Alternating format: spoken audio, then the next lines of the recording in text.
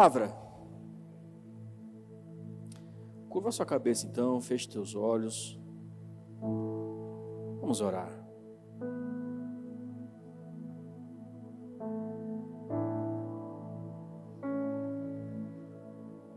Pai querido e amado, nós mais uma vez diante da tua presença estamos para te celebrar, adorar, exaltar o teu nome, Senhor, que é digno de toda adoração.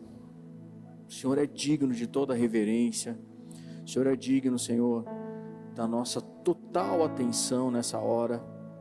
E como filhos amados que somos, e sabemos o Pai que temos, nós nos reunimos nessa noite aqui para celebrar, Senhor, essa Páscoa, Senhor, aos pés da cruz. Nós nos reunimos para celebrar essa Páscoa em volta de Jesus, por tudo aquilo que o Senhor fez, faz e fará por cada um de nós. E eu te peço, Espírito Santo, continue ministrando aos nossos corações, que desde o início, Senhor, desse culto, com canções, com palavras ministradas, que nós possamos aqui, Senhor, entronizar o teu nome e possamos aprender de ti mais uma porção para as nossas vidas. Seja adorado nessa noite, Senhor, nós pedimos, vem, nos visita, vem, tenha um encontro conosco, que essa seja uma noite de restauração, de salvação, de cura, que essa seja uma noite de milagres aqui, Senhor. Nós, em total reverência, nos rendemos a Ti, e eu me rendo a Ti, Pai, com muito temor e tremor, pedindo, usa-me como instrumento nas Tuas mãos, em nome de Jesus. Amém e amém.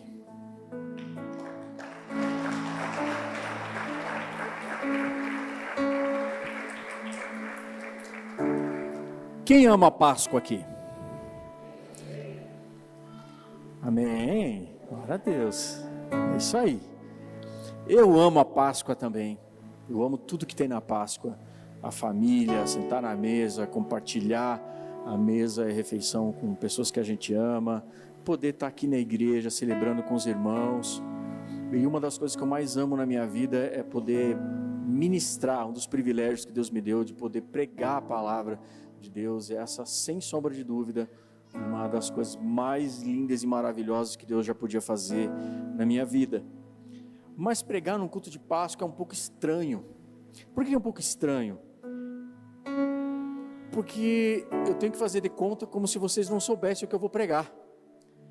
E todo mundo já sabe que a gente vai pregar, né?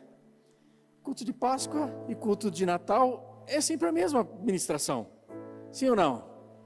Talvez você está aqui, ou esteja nos visitando, enfim, aí você só vem nos cultos de Páscoa ou de Natal, e eu até entendo porque você não vem nos outros cultos do ano, porque você pensa, meu Deus, lá eles pregam sempre a mesma coisa, todo ano, e é mais ou menos assim mesmo, a gente prega culto de Páscoa, culto de Natal, a gente prega sempre as mesmas coisas, e adivinha sobre o que eu vou pregar hoje? Sobre a Páscoa. Então, eu queria começar esse culto aqui de trás para frente. Vocês estão comigo? Começar de trás para frente. Eu quero ir direto ao ponto aqui. Dizer para você que nesse culto de Páscoa, ou num culto de Páscoa, assim como todos os outros, mas especialmente num culto de Páscoa, por que ele é tão importante para nós? Eu diria para você que eu não sei em que condição que você está, como estão as suas emoções, como está a sua vida com Deus, a sua história, a sua família, como você entrou hoje aqui, mas eu preciso dizer uma coisa para você, não tem melhor ambiente para você entregar a sua vida aos cuidados de Jesus do que num culto de Páscoa. E esse é um desafio para você hoje aqui. Que você hoje possa tomar uma decisão na sua vida, de dizer, Jesus, a minha vida é tua, eu entrego a minha vida a ti, tudo que eu tenho é seu, toma o lugar na minha vida, nas prioridades, nas minhas prioridades, na minha agenda, na minha história, cuida de mim, cuida da minha casa, da minha família, e esse é o melhor momento que você tem para fazer na sua vida, se você ainda não o fez. Sabe, eu acredito que você, num culto como esse, você deve considerar, inclusive, entregar de fato a sua vida a Jesus, apesar de você conhecer a vida e o comportamento de alguns cristãos. Tem cristão hoje aqui? Tem cristão hoje aqui? Talvez você conheceu alguns cristãos e você não soube lidar muito bem com esse tipo de relacionamento, de encontro. Apesar, você deveria entregar a sua vida a Jesus, apesar de você trabalhar com alguém que se diz cristão e está lá com você e não presta talvez o testemunho que você gostaria de ver na vida dele. Esse é o momento ideal para você entregar a sua vida a Jesus, apesar de tantos escândalos no meio de cristãos.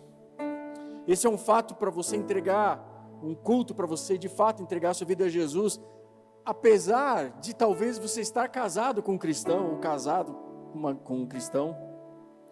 Esse é um fato de você entregar a sua vida a Jesus, mesmo que você tenha crescido com um monte de cristãos, mesmo que você tenha, frequentado talvez uma igreja e tenha se frustrado nessa igreja, mesmo que talvez você tenha crescido ao lado de tanta gente e você não tenha tido boas experiências com essas pessoas, eu queria que você considerasse isso. Mesmo que talvez você tenha perdido pessoas que você ama, ou que tanto amou, e você em algum momento diz assim: Deus, o Senhor não existe, porque o Senhor deixou essa pessoa que era tão importante para mim ir embora, porque o Senhor deixou essa pessoa que era tão especial, tão importante para mim morrer, no meio de tanta gente má que está viva aí, e essa pessoa que eu amava tanto, que ela morreu. Então essa é uma noite para você entregar a sua vida a Jesus, apesar de inúmeros, incontáveis questionamentos que a gente faz na vida, e eu posso dizer para você e afirmar para você que eu não tenho a resposta para a maioria dessas perguntas que você tem, e eu acredito que é muito provável que nem você, nem ninguém nessa terra tenha as respostas, a não ser um dia que nós estivermos no céu com Ele, numa outra vida nós teremos talvez essas respostas. Então eu queria que você considerasse ser um seguidor de Jesus, por um motivo, por causa da Páscoa, por causa da Páscoa, porque na Páscoa, amados, que todas as respostas para esses questionamentos são resolvidos, são respondidos. E eu preciso explicar o porquê disso, porque eu quero te mostrar, quero te contar algo aqui extremamente importante, que nós estamos aqui, você deve considerar entregar a sua vida a Jesus, por causa de algo que aconteceu uns séculos e séculos atrás, uma história que mudou a história da humanidade, que é o que nós celebramos hoje aqui, que é a Páscoa. E amados, eu posso te contar algo que é muito importante aqui, que o fundamento da fé cristã não são os cristãos. Tem alguém aqui comigo? Fundamento da fé cristã, o que nos faz estar aqui, não é o comportamento dos cristãos. O que faz a gente estar aqui, ou o que fundamenta o movimento do cristianismo, não é nem mesmo as nossas orações respondidas. O fundamento da fé cristã não são nem mesmo os milagres, que muitos deles nós já vivemos. Quem já viveu milagres aqui nessa igreja sabe que foi um milagre de Deus na sua vida. Olha só para a sua volta, conta a mão levantada. A gente vai começar a contar testemunhos aqui de milagres, amém? Amém? Glória a Deus. Então o fundamento da fé cristã não está nessas coisas. O fundamento da fé cristã é o que nós celebramos na Páscoa. E a Páscoa, ela é cheia de mistérios. Eu quero junto com você aqui hoje descobrir e desvendar aqui alguns, ou melhor, ou o maior mistério da história. Sabe, historicamente, não há nenhuma explicação plausível para o que a igreja é hoje e o que a igreja se tornou hoje. Não há nenhum tipo de explicação que possa justificar onde milhões de pessoas milhões de pessoas, exatamente nesse mesmo final de semana, estão celebrando um carpinteiro judeu, que viveu a sua vida, a sua história por 33 anos, e nos últimos 3 anos da sua vida se tornou a sua vida pública, mais ou menos 3 anos, de um homem judeu, galileu, que nunca viajou mais do que 50 quilômetros da sua casa, que nunca escreveu um livro, que nunca fez um discurso, que nunca teve um discurso seu gravado. No entanto, mais de 1/3 da população mundial nesse final de semana se reúne em seu nome, levanta suas mãos e canta canções a Ele, e dedica a sua vida completamente a Ele. Não há nenhuma explicação científica ou histórica plausível do porquê isso tudo aconteceu, exceto por algo que aconteceu e pelo que nós celebramos na Páscoa. Quem foi Nero? Se eu perguntar para você, Nero segue um padrão da história, mas se você perguntar quem foi Nero, você vai dizer facilmente para mim: poxa, eu descobri, pastor, que Nero era o cara que alimentava os leões com cristão. Nero era o cara que tacou fogo em Roma, que matou muitos cristãos. Você nem sabe e não consegue nem considerar, ou talvez não vai nem me dizer, salvo se eu tenho algum historiador aqui, todas talvez as maravilhas para Roma que Nero tenha feito. Você só sabe que Nero é Nero por causa dos cristãos. Se eu falar para você César Augusto, você vai dizer que César Augusto, quem é César Augusto? César Augusto foi o primeiro imperador de Roma. Você conhece a história do Império Romano? O Império Romano foi uma das maiores potências que esse mundo já viu. César foi o primeiro governador, e ele foi imperador de Roma por 40 anos. No entanto, você lembra de César, sabe como? No rodapé da história de Jesus, no rodapé uma história cristã, de que Jesus viveu na época desse imperador, e que foi morto pelo seu, não me falha a memória aqui, seu filho adotivo, filho adotivo de César, Então não há explicações para nós estarmos aqui hoje. Eu preciso te dizer que por mais de 300 anos após a morte de Jesus, não havia, amados, sequer uma única Bíblia. Hoje você vai na nossa história, ali tem a Bíblia da cor que você quer, da tradução que você quer, da forma que você quer. Você tem sua Bíblia no celular, muitos já trocaram até lugar de trazer a Bíblia para a igreja, traz no celular, e amém, é importante trazer a Bíblia para a igreja, mas de qualquer forma é importante você ter uma Bíblia. Hoje nós temos com uma facilidade, mas durante 300 anos, amados, o povo cristão, eles cresceram sem uma coisa que é tão básica, minha e tua, de toda semana, alguém chegar para você: abra sua Bíblia lá em Hebreus, abra sua Bíblia na carta aos Efésios, abra em Mateus, em Lucas. Esses caras viveram mais de 300 anos sem Novo Testamento, não havia Novo Testamento. Como que a igreja chegou até aqui? Como que a igreja sobreviveu a uma terrível perseguição de Roma? Como que nós estamos aqui hoje e a igreja sobreviveu à perseguição até mesmo do judaísmo? E a resposta para todas essas perguntas é exatamente a razão pela qual eu e você deveríamos considerar ou reconsiderar entregar nossa vida a Jesus. Deixa eu fazer uma explicação simples aqui. Todo movimento na Terra, todo grande movimento que você vai aprender nos livros de história, que você aprende na escola, ele segue um padrão. Que tipo de padrão é esse? Se levanta um líder, um cara que começa a falar, e esse cara geralmente ele vai trazer um tipo de pensamento ou um discurso que caiu do seu telefone, deixa eu te ajudar para você. Você está usando ele para ler, né? Tem mensagem para você aqui. E você... Onde é que eu estava? Nos líderes. E aí você vai ver muitos líderes, esse é um padrão mundial, esse é um padrão na história. Que pessoas que elas levantam com um discurso, elas contam uma história, elas falam, começa uma linha de pensamento que talvez vai de contra aquilo que está sendo ensinado, ou ministrado, ou pregado, ou educado no contexto, na sociedade que ela está vivendo. E essa pessoa vem, ela levanta uma voz, levanta um discurso, e algumas pessoas que estão ouvindo, elas olham para essa pessoa e dizem assim: ei, é isso, eu sempre falei isso, é isso mesmo, eu concordo com esse cara, concordo com aquela fala, e ele começa a atrair seguidores. Aí daqui a pouco, o que acontece?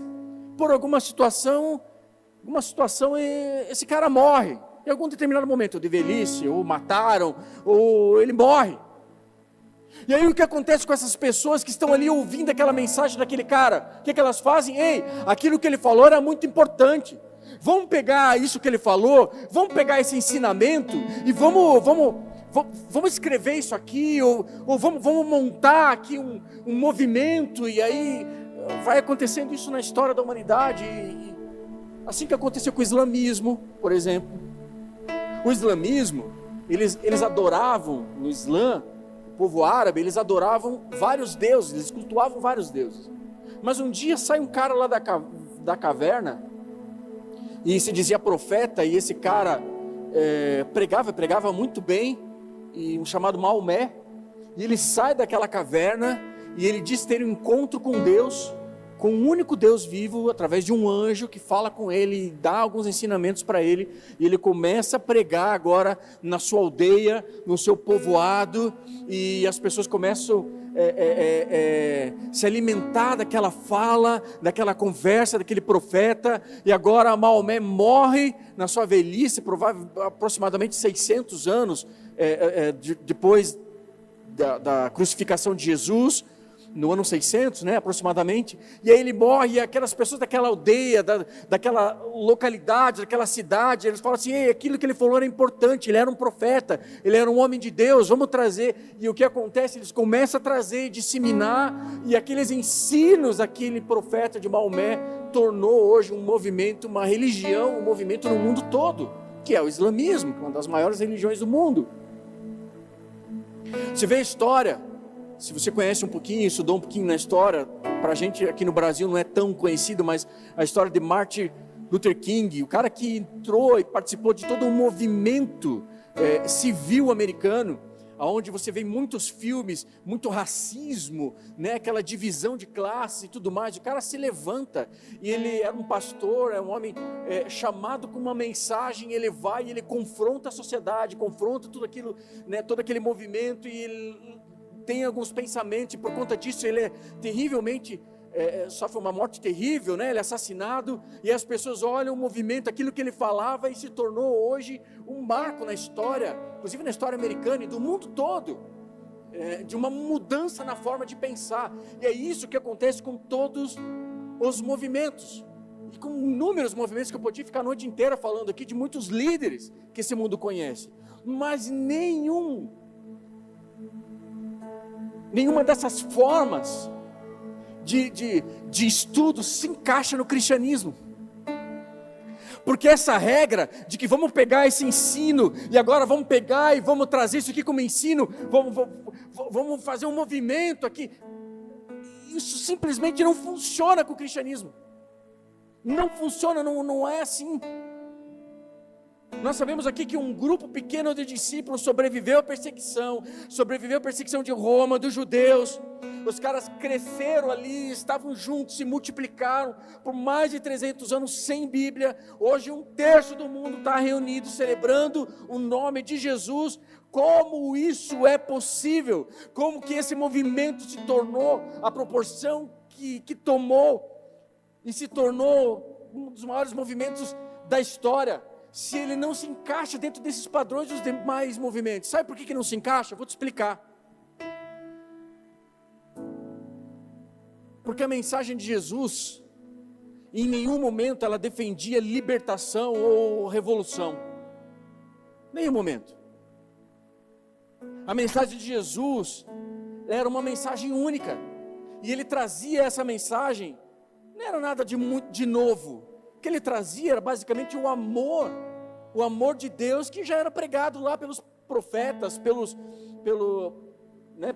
homens que viveram, que antecederam a Jesus, tantos homens que foram usados por Deus, e eles pregavam esse amor de Deus, e Jesus veio para intensificar esse amor de Deus. Claro, Jesus trouxe elementos novos, mas esses elementos novos não faziam com que as pessoas desejassem segui-lo. Porque ele falou aqui, quando ele vai falar sobre o amor, ele vai falar aqui, peraí, mas é amar, agora você vai ter que amar os seus inimigos. Ele vai falar sobre pagar impostos, dai a Deus o que é de Deus e a César o que é de César. Jesus ensinou aqui restrições sobre o novo casamento. Então a mensagem de Jesus não era atraente. A mensagem de Jesus não era atraente. Ele afirmou a lei judaica, inclusive os judeus perseguiam Jesus para tentar achar algum furo da lei, e não achavam nenhum furo ali, nem nada que Jesus pudesse confrontar a lei. Não havia na sua fala, na sua linguagem, nenhum tipo de mensagem revolucionária, ou que trouxesse aqui algum tipo de confronto ao governo atual. Ele inclusive declarou, ele falou, o meu reino não é desse mundo. O meu reino não é desse mundo. Então nada em Jesus, você vai perceber que quando Pilatos está ali, eles estão no julgamento, Pilatos fala assim, eu não vejo problema nenhum desse homem. Não vejo nada nele, não tem culpa nenhuma nesse homem. Então a mensagem de Jesus não era revolucionária, não introduzia algum tipo de ideia que pudesse despertar uma revolução armada, ou que ameaçasse a lei, a base, a ordem ali do governo naqueles lugares, tanto por parte de Israel como por parte de Roma. Então, por que o cristianismo não se encaixa dentro desse padrão, como os demais movimentos? Porque a mensagem de Jesus, ela tinha um problema, entre aspas, aqui. Porque ela não gerava em torno de algo que Jesus ensinava. A mensagem de Jesus, ela girava em torno dele mesmo. Jesus nunca pediu fé nas suas ideias. Tem alguém aqui? Jesus nunca pediu fé nas suas ideias. Jesus nunca disse assim, cara, confie nas minhas ideias, confie no meu pensamento, confie nesses princípios aqui, Ao invés disso, ele fala assim, vocês precisam ter fé, não nisso que eu estou falando, mas tenham fé em mim, ele dizia. Ele ensinava os seus seguidores a terem fé nele. Você não vê João Batista apontando para Jesus, no meio de uma multidão que seguia João Batista, e João falando assim, olha lá, lá vai aquele que vai nos ensinar sobre o Cordeiro de Deus. Lá está aquele que vai nos ensinar princípios de como nós podemos nos achegar a Deus. Não, João aponta para ele e diz assim, eis o Cordeiro de Deus que tira o pecado do mundo. João aponta para ele, porque a mensagem de Jesus era ele mesmo. A mensagem de Jesus não era sobre ideias, a mensagem de Jesus não era sobre bons comportamentos, a mensagem de Jesus não era sobre princípios, a mensagem de Jesus era sobre Jesus. Ele era o centro da sua mensagem. O que levou Jesus Cristo à cruz, o que levou Jesus à condenação, foi o fato dele afirmar, lá em João 11, versículo 25, Jesus disse assim, eu sou a ressurreição e a vida. Aquele que crer em mim, Jesus não está dizendo, aquele que crê naquilo que eu falo, aquele que crê naquilo que eu estou ensinando, aquele que der sequência e seguir os meus princípios, não. Aquele que crer em mim, ainda que morra, viverá. E quem vive e crer em mim, não morrerá eternamente. Você crê nisso? Me pergunta. Então Jesus não veio deixar insights, Ele não veio deixar princípios, não veio deixar ensinamentos para serem passados para as próximas gerações. Quando Jesus, quando Jesus morreu, inclusive, seus discípulos viram o movimento morrer com eles, morrer com Ele. Quando Jesus morreu, não havia uma única pessoa naquela cruz, dizendo assim, bem, agora que Ele morreu, vamos pegar esses ensinamentos aqui, vamos escrever um livro, vamos pegar esses ensinamentos aqui, vamos ensinar aqui, vamos manter vivo essas palavras aqui, e vamos ensinar para os nossos filhos, para os nossos filhos, para os nossos filhos, para as próximas gerações. Não. Quando Jesus morreu, ninguém levou Jesus a sério. Quando Jesus morreu, amados, ao contrário do que qualquer outro líder aqui que nós conhecemos, quando Jesus morreu, seu movimento morreu com Ele. Sabe por quê? Porque Ele era o movimento. Ele era a mensagem. Ele era o centro. Nunca se tratou de ideias e princípios, era tudo sobre Ele, era tudo sobre Jesus. Sabe, mesmo antes da sua morte, os seus seguidores fugiram, abandonaram Ele. Pedro, certa vez, interrogado, Jesus está falando assim, o pessoal está dizendo que eu sou aqui? Pedro diz assim, tu és o Cristo, o Filho do Deus vivo. Aí Jesus olha para Pedro e diz o quê? Bingo, não foi carne e sangue que te revelou, é isso, cara. Foi o meu Pai, foi o Pai que está nos céus que revelou isso para você, é isso, Pedro. Mas agora, quando Jesus morre, onde que está Pedro?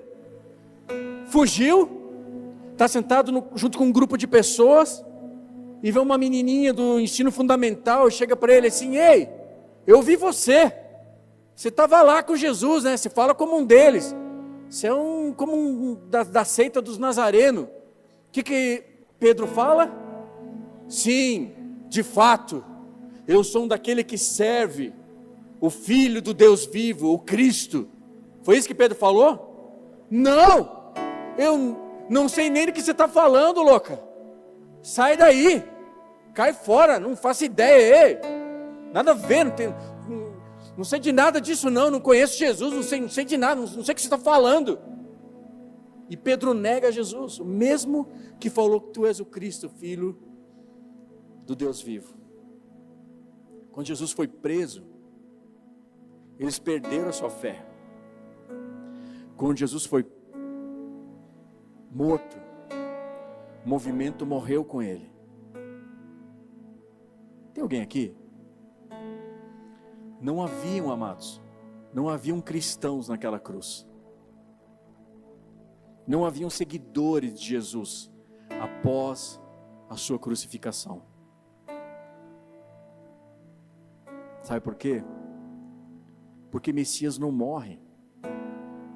E Jesus tinha afirmado ser o Messias. Messias não morrem. O Filho de Deus não pode ser morto. E Jesus afirmou ser o Filho de Deus. Não se pode colocar numa cruz a ressurreição e a vida. Não se pode matar o Filho de Deus. Então a pergunta é, como é que a gente chegou aqui, cara? Um movimento que morreu com Jesus para um movimento que sobreviveu a séculos de perseguições, terríveis perseguições, e hoje mais de 1/3 da população mundial adora e celebra o nome de Jesus. A resposta não está no que Jesus ensinou, e a Páscoa responde exatamente sobre isso. Quer ver um exemplo? No domingo de manhã, logo após a Páscoa judaica aqui, lá em João 20, abra João 20, sua Bíblia comigo, vou ler, acompanhe na tela, João 20, versículo 1 e o 2, quero ler com você. Diz assim, no primeiro dia da semana, bem cedo, estando ainda escuro, Maria Madalena chegou ao sepulcro e viu que a pedra na entrada tinha sido removida. Então correu ao encontro de Simão Pedro e do outro discípulo, a quem Jesus amava. Detalhe assim que quem está falando a quem Jesus amava é o próprio cara a quem Jesus amava que está escrevendo, então não conta muito, né?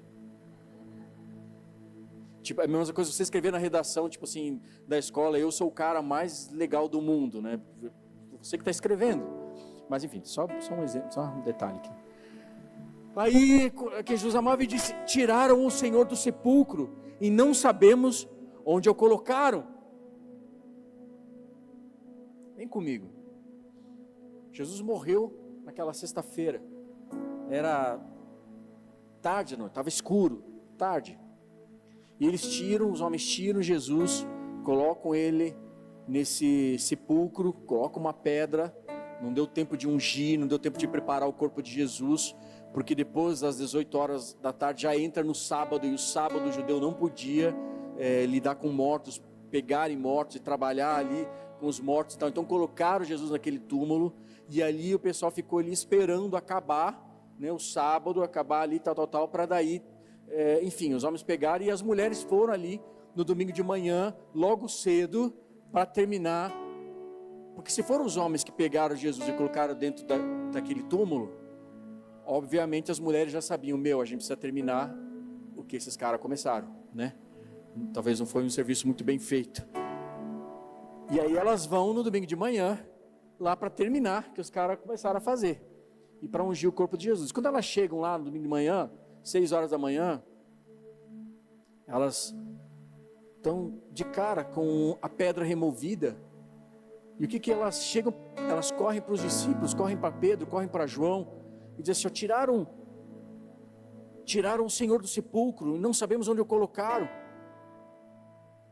Elas não saem gritando, ei, ele ressuscitou, aleluia, ele ressuscitou. Sabe, no domingo de manhã, 6 horas da manhã, não tinha um culto, não tinha uma banda do lado de fora, com um cantor famoso, com coral, com tudo ali, sabe, esperando das 6 horas da manhã, né, para entrar no domingo, e alguém lá com contagem regressiva, 10, 9, 8, 7, sabe, para dar 6 horas, Jesus, saiu, moveu a pedra, Jesus sai, todo mundo, glória, ressuscitou. Não tinha isso. Não tinha ninguém. Não tinha ninguém fora do túmulo quando Jesus ressuscitou. Ninguém estava esperando. É por isso que elas não gritaram: ele ressuscitou. Elas foram contar para Pedro e João. E agora, na hora que elas foram contar para Pedro e João, acontece algo inusitado aqui também. Vai para João. O próximo versículo, versículo 3, vai, diz assim. Isso. Pedro e o outro discípulo, depois que as mulheres foram e contaram, né? Acho que a pedra foi removida, eu acho que tiraram o corpo do Senhor de lá. Pedro e o outro discípulo saíram e foram para o sepulcro. Os dois corriam, mas o outro discípulo foi mais rápido que Pedro. Então se sabe que João corria mais do que Pedro, né? E chegou primeiro no sepulcro. Então João corre e chega antes que Pedro. Ele se curvou, olhou para dentro, viu as faixas de linho ali, mas não entrou. Por que não entrou? Porque João era judeu, Jesus era judeu, era um túmulo. Ele não entrou justamente porque era um túmulo. Se entende? Princípios aqui. Ele não entrou. A seguir, Simão Pedro, que vinha atrás dele, chegou, e Pedro é o Pedro, né? Pedro não é nem sanguíneo, Pedro é hemorrágico, né? Pedro já vem atrás dele, entrou no sepulcro e viu aqui as faixas de linho, bem como o lenço que tivera sobre a cabeça de Jesus. Ele estava dobrado à parte, separado das faixas de linho. Depois que Pedro viu isso, João, né, o outro discípulo, João, que chega primeiro no sepulcro, também entrou. E aqui tem algo extraordinário que passa às nossas vistas e a gente não muitas vezes passa despercebido. Mas diz aqui nesse final que ele viu e creu. Você sabe quando foi exatamente que João, que passou 3 anos seguindo Jesus, que era o cara que dizia que Jesus amava, que deitava no colo de Jesus, finalmente acreditou? Não foi no ensino de Jesus, não foi na multiplicação dos pães, não foi em todos os milagres, não foi quando ele viu ele e Pedro andando sobre as águas, não foi na crucificação, foi quando João encontrou e viu um túmulo vazio. Foi um túmulo vazio. João viu e creu.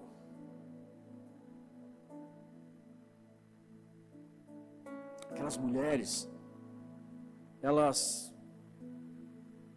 falaram, elas achavam, elas não faziam ideia de que Jesus tinha ressuscitado, tanto que elas falaram assim, eu acho que roubaram o corpo dele. Nem passou na cabeça delas, nem passou na cabeça, será que Jesus não ressuscitou? Meu, será que Jesus ressuscitou? Ou ele tinha falado que ele ia ressuscitar? Não. Primeira coisa que ela falou assim, isso que as mulheres não tinham muita credibilidade no seu testemunho naqueles dias. Então o testemunho de uma mulher praticamente naquela época não valia muita coisa, não valia nada basicamente, elas não podiam testemunhar em tribunais nem nada, e aqui é tão extraordinário que você vê que eles acham inclusive que elas são meio loucas aqui.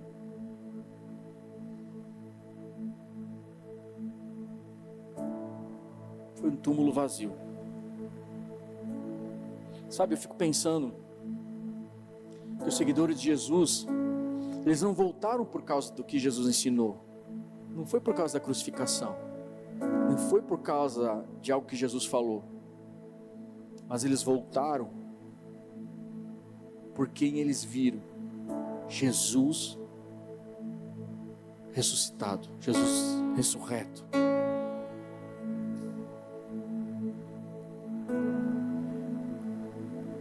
E que o Espírito Santo fala muito forte no meu coração, eu queria chamar a tua atenção, é que a mensagem aqui da igreja primitiva era exatamente essa: a ressurreição. Porque Lucas vai registrar aqui que eles não foram para as ruas pregar, lá no livro de Atos, amem uns aos outros. Jesus ensinou para a gente uma parábola do bom samaritano, então vamos ser bom aí com a galera, vamos fazer parte social, vamos, aqui tem milagre aqui, Jesus falou que a gente ia fazer. Não.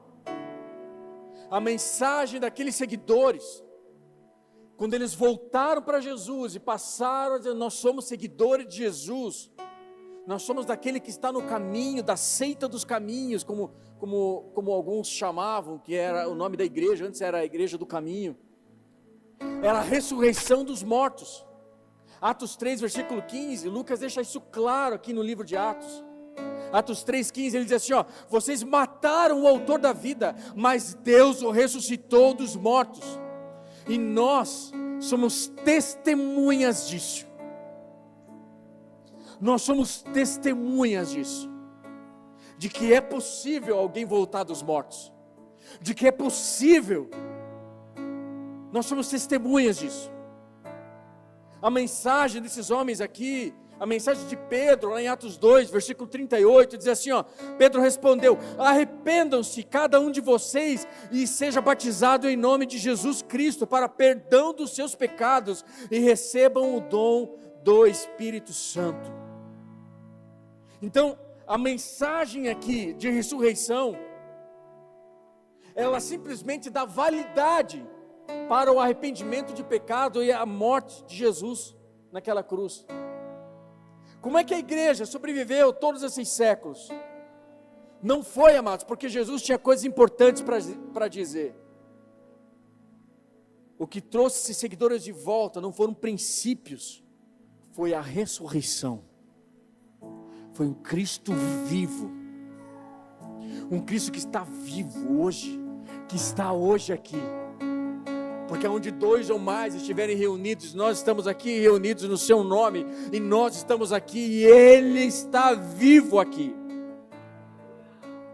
É a ressurreição de Jesus que responde o porquê todos nós estamos aqui hoje, amados. A ressurreição é que reforça o propósito da cruz, que era o perdão dos nossos pecados. A Páscoa, ela reinicia tudo. Ela reinicia o Éden. A Páscoa é um reset. A ressurreição é um reset. É aquele que viveu sem pecado, ele vive eternamente, ele ressuscita, ele volta dos mortos, porque ele não tinha pecado nenhum. Então ele começa e inaugura uma nova era, uma nova estação, um novo tempo, um tempo do governo de Deus e do reino de Deus, de um novo homem, de um novo ser, de um novo corpo celestial, que é a sua igreja, do qual ele é o cabeça. Então é isso que a Páscoa significa para nós. Significa que se você é um cristão, a nossa esperança não é em vão, cara. Se nós somos cristãos, a nossa esperança não é falha, não é em vão. Significa que Jesus disse: eu sou a ressurreição e a vida. E se Jesus falou que Ele é a ressurreição e a vida, isso significa que é verdade, que haverá uma ressurreição e haverá uma vida eterna. Um dia eu e você estaremos para todo sempre com Ele. Essa é a nossa única esperança. Eu vou falar mais aqui, vou abrir um parênteses, que é alguém que prevê a sua própria morte e ressurreição e cumpre. Uma dica que vale a pena confiar naquilo que ele fala. Amém? Uma dica. É por isso, amados, que agora voltando para o começo desse culto, não importa o quão ruim tenha sido talvez a sua experiência na igreja, não importa, quero chamar o louvor aqui já, se posicionar, o pessoal do coral, mas não importa o quão corrupto, olha para mim aqui, não desvia sua atenção, não importa o quão corrupto foi o último cristão com quem você fez negócios, não importa o que você viu no seu lar cristão enquanto você crescia, não importa, amados, vocês estão aqui? Não importa o que você viu em termos de hipocrisia na igreja, não importa quantas orações não respondidas você teve, ou talvez o quão decepcionado você ficou com Deus. Eu diria para você que nesse final de semana de Páscoa, meu conselho como pastor é que você pudesse olhar para Jesus com uma outra perspectiva, não por causa do que Ele ensinou, mas por causa dele ter morrido pelo meu, pelo seu pecado, e ter ressuscitado dos mortos. E não foi somente aquela dezena de discípulos e seguidores que viram. Lucas vai relatar em Atos que depois mais de 500 cristãos testemunharam a ressurreição de Jesus. O fato é que eu preciso dizer para você que Jesus vive. E se você está aqui hoje, eu quero fazer um convite para você. Mas eu queria que você fechasse seus olhos por um instante. Você fechasse seus olhos por um instante. De repente, se você quiser curvar sua cabeça, eu quero fazer uma oração. Eu quero fazer um convite para você, e o mesmo convite que foi feito há 2000 anos atrás.